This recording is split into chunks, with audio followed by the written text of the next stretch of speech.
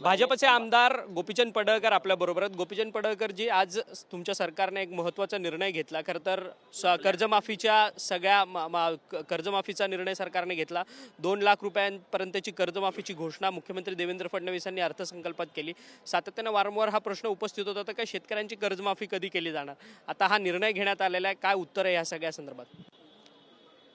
राज्याचे मुख्यमंत्री माननीय देवाभाऊ हे शेतकऱ्याच्या प्रती सातत्यानं अत्यंत भावनिकदृष्ट्या बघत असतात। शेतकऱ्यांच्या जीवनामध्ये आमूलाग्र बदल व्हावा, त्याला पायाभूत सुविधा मिळाव्यात, शेतकऱ्याच्या जीवनामध्ये आर्थिक सामाजिक क्रांती व्हावी, त्यांना सन्मान मिळावा, यासाठी सातत्यानं वेगवेगळ्या योजना आणत असतात। आणि त्यातलाच एक आजचा भाग आहे।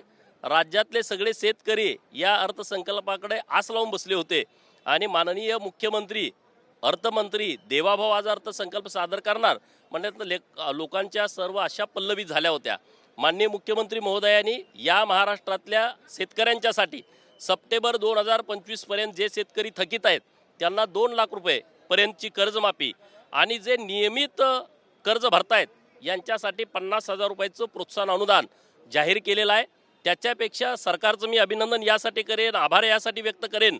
पुण्यश्लोक अहिल्यादेवी होळकरांचं त्रिशताब्दी हे जन्मवर्ष आहे आणि या जयंतीच्या वर्षानिमित्त देवाभाऊंच्या नेतृत्वामध्ये पुण्यश्लोक अहिल्यादेवींच्या विचाराला जास्तीत जास्त त्यांच्या कक्षा रुंदाव्यात, लोकांच्यापर्यंत जाव्यात, यासाठी गेले वर्षभर प्रयत्न सुरू आहेत। आणि आज शेतकऱ्यांच्या जीवनाशी निगडीत एक आर्थिक चांगला क्रांतिकारी निर्णय पुण्यश्लोक अहिल्यादेवी होळकर यांच्या नावानं कर्जमाफी योजना घोषित केली, त्याबद्दल मी सरकारचं मनापासून आभार व्यक्त करतो। खरं तर पण सातत्याने विरोधक हाच प्रश्न विचारतात की वित्तीय तूट मोठ्या प्रमाणात आहे आणि त्यातच सरकारकडे पैसे नाही आहेत सरकार हे चालवायला। सरकार सक्षम आहे ना, उगच काहीतरी येऊन बोलत राहायचं। आज ते बाकडे वाजवत होते सगळे, तुम्ही व्हिडिओ काढून बघा, असे नुसते बघत बसले होते, काय तिथं बोलायला त्यांच्याकडे काही जागाच नाही। वित्तीय तूट काय आहे? अरे हे अर्थशास्त्रज्ञ आहेत ना देवाभाऊ, तुम्ही कशाला त्याचं चिंता करताय? सगळे आकडे बघा, कशा पद्धतीनं पायाभूत सुविधा, मेट्रोची काय परिस्थिती, रस्त्यांची काय परिस्थिती, ग्रामीण रस्त्यांची काय परिस्थिती। ग्रामीण रस्त्यांसाठी तर 23,000 किलोमीटरची घोषणा केलेली आहे।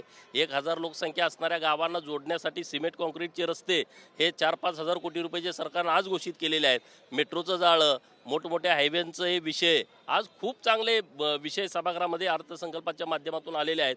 सामाजिक न्यायाच्या दृष्टिकोनातून SC ST OBC यांच्यासाठी सुद्धा हजारो कोटी रुपये राज्य सरकारनं आज उपलब्ध केलेले आहेत।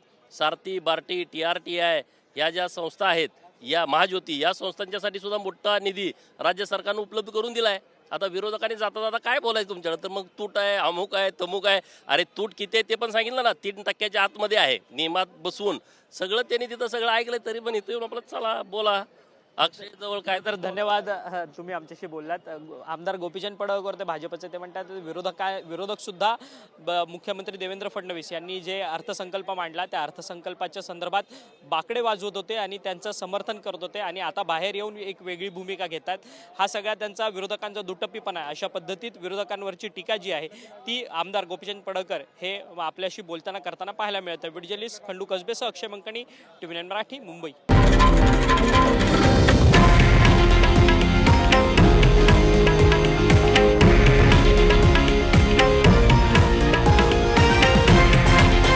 हे आहे देशातील नंबर 1 न्यूज नेटवर्क आणि आपण पाहत आहात TV9 मराठी, एकमेव।